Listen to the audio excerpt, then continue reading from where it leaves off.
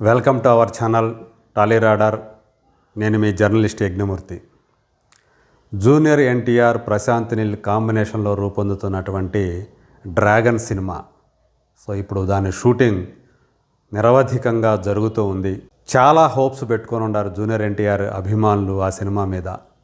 ఎందుకంటే ప్రశాంత్ నీల్కి ఉన్నటువంటి క్రేజ్ ఇవాళ దేశంలో ఉన్నటువంటి అత్యంత ప్రతిభావంతులైన దర్శకుల్లో ప్రశాంత్ నీల్ ఒకడిగా, అది కూడా యాక్షన్ సినిమాల డైరెక్టర్గా అతను సంపాదించుకున్నటువంటి పేరు మామూలుది కాదు.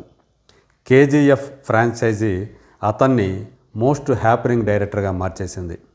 ఆ రెండు సినిమాల తర్వాత ప్రభాస్తో అతను తీసినటువంటి సలార్ సినిమా కూడా ఆ స్థాయిలో కాకపోయినప్పటికీ కూడా ఒక పెద్ద విజయాన్ని సాధించిందనే చెప్పాలి. అంటే హీరోయిజాన్ని అతను ఎలివేట్ చేసేటువంటి తీరు, చూపించే తీరు, సో ఆయా హీరోల అభిమానులతో పాటు యాక్షన్ ప్రియుల్ని కూడా అమితంగా అలరిస్తుందనే చెప్పాలి. ఇప్పుడు జూనియర్ ఎన్టీఆర్ని కూడా అలా ఒక మ్యాచో స్టార్గా చూపించబోతున్నాడు అనేటువంటి అభిప్రాయం, అది తలుచుకుంటేనే జూనియర్ ఎన్టీఆర్ అభిమానులు పులకించిపోతున్నారని చెప్పేసి చెప్పాలి. ఎందుకంటే సోషల్ మీడియాలో ఆ సినిమా గురించి, జూనియర్ ఎన్టీఆర్ గురించి వాళ్ళు వ్యక్తం చేస్తున్నటువంటి అభిప్రాయాలు కానీ, అలాగే వాళ్ళ నమ్మకాన్ని కానీ చూస్తూ ఉంటే ఇది దేవర తర్వాత, అంటే దేవర వాళ్ళు ఊహించిన స్థాయిలో ఆడలేదు అనేటువంటి అభిప్రాయం ఉంది. ఇప్పుడు వాళ్ళకి కావలసినటువంటి పర్ఫెక్ట్ సినిమా రాబోతోంది అనేటువంటి నమ్మకం వాళ్ళలో కనిపిస్తూ ఉంది. ప్రశాంత్ నీల్ ఈ సినిమాలో జూనియర్ ఎన్టీఆర్ని ఎలా చూపిస్తాడు?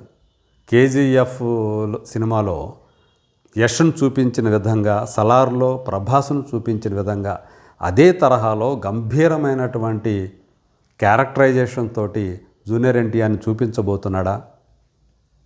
లేదా తన మార్కుకి, తనకి ఏదైతే ఇమేజ్ వచ్చిందో దానికి కాస్త ఎవేగా ఏమైనా వెళుతున్నాడా అనేటువంటి అభిప్రాయం కూడా ఇప్పుడు వ్యక్తమవుతూ ఉంది.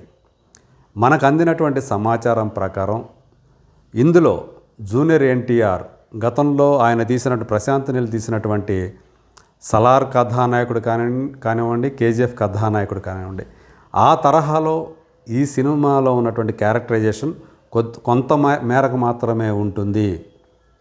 ఆ సినిమాలో లేనటువంటి ఇంగ్రీడియంట్స్ ఈ సినిమాలో ఉండబోతున్నాయి. అందులో ప్రధానంగా రొమాన్స్. మనం అందరం చూసాం, సలార్లో హీరోయిన్ల మధ్య ఆ రొమాన్స్ లేదు, ఆ కెమిస్ట్రీ లేదు.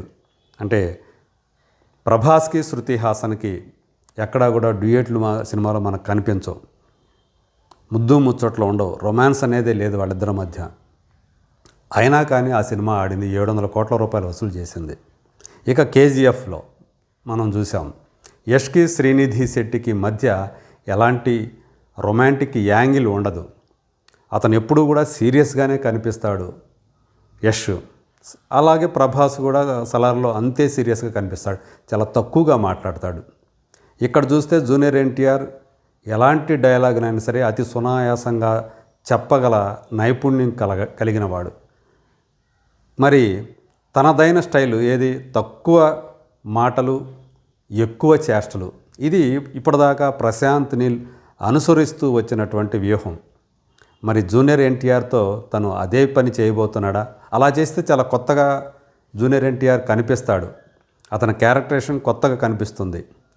కానీ ఇందులో హీరోయిన్ తోటి అతనికి రొమాంటిక్ యాంగిల్ కూడా పెట్టాడు అనేటువంటి ఒక వార్త ఇప్పుడు సోషల్ మీడియాలో చక్కర్లు కొడుతోంది. ఇందులో హీరోయిన్గా రుక్మిణి వసంత్ నడుస్తుంది అనే విషయం ఇప్పటికే బయటకు వచ్చింది. నిర్మాతలైతే అధికారికంగా ప్రకటించలేదు, కానీ ఆమె ఇందులో, ఎందుకంటే ఆమె ఇదివరకు పెట్టినటువంటి తన సోషల్ మీడియా ఖాతాలో పెట్టినటువంటి పోస్టును బట్టి ఆమె ఈ సినిమాలో కథానాయిక అని చెప్పి తెలిసిపోతుంది. ఇప్పటికీ ఇండస్ట్రీ పీపుల్లో కూడా చాలామంది ఆమె హీరోయిన్ అని చెప్పి చెప్తూ ఉన్నారు. రీసెంట్గా ఒక పాటను కూడా తీశారని చెప్పేసి వినిపిస్తూ ఉంది. మరి అందులో ఎంతవరకు నిజం ఉందో తెలియదు. ఎన్టీఆర్ రుక్మిణి మధ్య సప్తసాగరాలు దాటి అనే సినిమాతోటి ఆమె చాలా పాపులర్ అయింది. అంతకుముందు కొన్ని సినిమాలు చేసినా, బట్ ఆ కన్నడ సినిమా ఏదైతే ఉందో, రక్షిత్ శెట్టి కథానాయకుడిగా నటించినటువంటి సినిమా, అది 2 భాగాలుగా వచ్చింది. ఓటీటీ ప్లాట్ఫామ్ ద్వారా తెలుగు ప్రేక్షకులకు కూడా ఆమె రుక్మిణి వసంత్ నటన విపరీతంగా నచ్చేసి వాళ్ళు ఆమెను అభిమానించడం మొదలుపెట్టారు. మరి ఆమె జూనియర్ ఎన్టీఆర్ పక్కన హీరోయిన్ అనేటప్పటికీ చాలా పాజిటివ్ అభిప్రాయాలు వ్యక్తమయ్యాయి. చాలా బాగుంటుంది జూనియర్ ఎన్టీఆర్ రుక్మిణి వసంత్ ఆ కాంబినేషన్, వాళ్ళ కెమిస్ట్రీ కూడా బాగా ఉండే అవకాశాలు ఉన్నాయి, చాలా అందంగా కనిపిస్తుంది ఆ జంట అనేటువంటి అభిప్రాయాన్ని అభిమానులు వ్యక్తం చేస్తూ వస్తున్నారు. సో ఇప్పుడు ఇంకొక విషయం ఏంటంటే అదొక యాంగిల్, రొమాంటిక్ యాంగిల్ అనేది ఒక కొత్త విషయం అయితే ఇప్పటిదాకా కూడా తన స్క్రిప్ట్లో హీరోలను ఎవరిని కూడా అతను వేలు పెట్టనివ్వలేదు ప్రశాంత్ నీల్. కానీ ఫస్ట్ టైము జూనియర్ ఎన్టీఆర్ ఇన్పుట్స్ను కూడా తను తీసుకుంటున్నాడు అనేటువంటి మాట ఒకటి వినిపిస్తూ ఉంది. జూనియర్ ఎన్టీఆర్ చాలా యాక్టివ్గా ఉంటాడు. సో చాలా పైగా ఏంటంటే ప్రశాంత్ నీల్తో అతనికి చాలా సన్నిహితమైనటువంటి అనుబంధం ఉంది, ఇద్దరు మంచి ఫ్రెండ్స్. సో తను ఇక్కడికి ఎన్టీఆర్ ఇంటికి వస్తాడు, తను బెంగళూరు వెళితే జూనియర్ ఎన్టీఆర్ బెంగళూరు వెళితే ప్రశాంత్ నీల్ దగ్గరికి ఇంటికి వెళ్తాడు. అలా రెండు కుటుంబాల మధ్య కూడా ఒక ఫ్యామిలీ ఫ్రెండ్స్ లాంటి వాళ్ళు.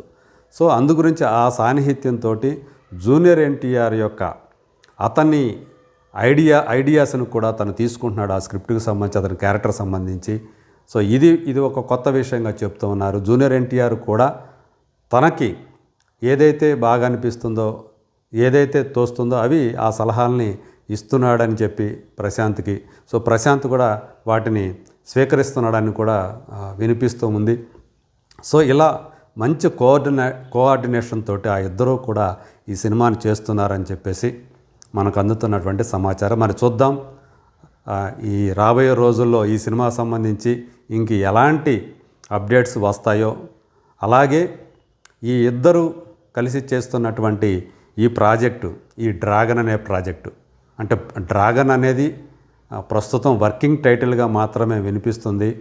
సో దాన్నే ఫిక్స్ అవుతారా దానికే, లేదంటే ఇంకేదన్నా కొత్త టైటిల్ని ఈ సినిమాకి పెడతారా అనేది రాబోయే రోజులు మనం చూస్తాం. ఎందుకంటే డ్రాగన్ అనే పేరుతోటి ఆల్రెడీ తమిళంలో ఒక సినిమా మన ముందుకు వచ్చేసింది, ఈ మధ్య కాలంలో వచ్చింది, పెద్ద హిట్ అయింది.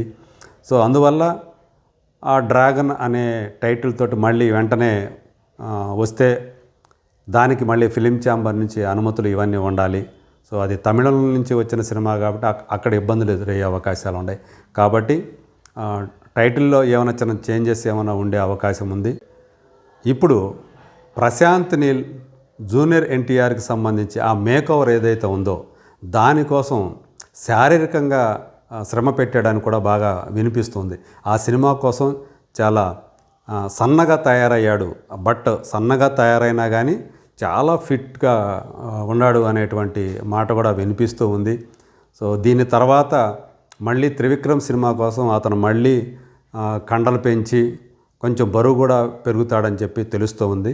అందుకోసం సో వీలైనంత త్వరగా ఈ సినిమాని పూర్తి చేసే ఉద్దేశంతో జూనియర్ ఎన్టీఆర్ ఉన్నాడు. సో ఎప్పుడు కావాలంటే అప్పుడు అందుబాటులో ఉంటూ సో తను కూడా సినిమా షూటింగ్లకి పూర్తి స్థాయిలో సహకారాన్ని అందిస్తూ ఉన్నాడు. మరి రాబోయే రోజుల్లో ఈ సినిమా సంబంధించినటువంటి విశేషాలు, అలాగే ఈ సినిమా వచ్చిన తర్వాత అసలు ఎలా ఉండబోతుంది ఏంటి, ప్రశాంత్ నీల్ మనం ఇప్పటిదాకా ఏదైతే వినిపిస్తూ ఉందో ఈ కొత్తగా చూపించబోతున్నాడు, అలాగే ఈ రొమాంటిక్ యాంగిల్, సో ఇట్లాంటి విషయాలన్నీ అవి నిజమవుతాయా లేదా మరి రాబోయే రోజుల్లో మనకు తెలుస్తుంది.